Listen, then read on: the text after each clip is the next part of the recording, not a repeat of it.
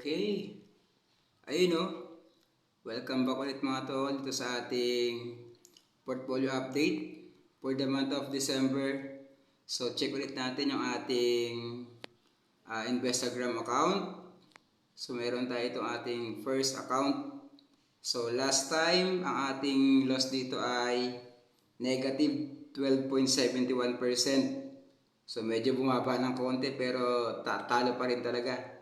So meron pa rin tayo ngayong negative 11.84% sa ating first account.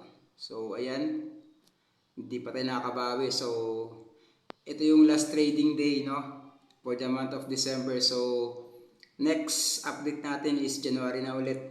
So check natin kung makakabawi ba itong ating first account. Medyo talaga nagsuffer siya, no? Ayun, ang laki ng talo natin. Meron tayong 118,352.06. So ang goal natin ay maka-break even, tapos later on maka-gains tayo. So yan muna ang ating portfolio update sa ating first account.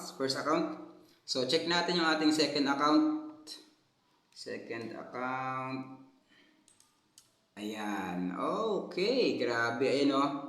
Today, December 30, 2023, ang ating gains ay 50.38%. Equivalent niyan ay 503,842.63. So last time, ano lang yan, 40.87% lang, no? Last update natin. So nag-gains tayo dyan ng almost 10% din.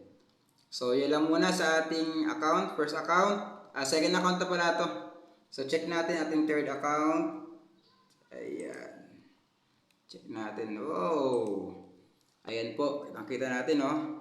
Ang ating third account. So last time, ang gains lang nito ay 20.13%. At nag-skyrocket na nga siya, oh. Skyrocket siya from 20.13%. Ngayon ay nasa 86.71%. Grabe.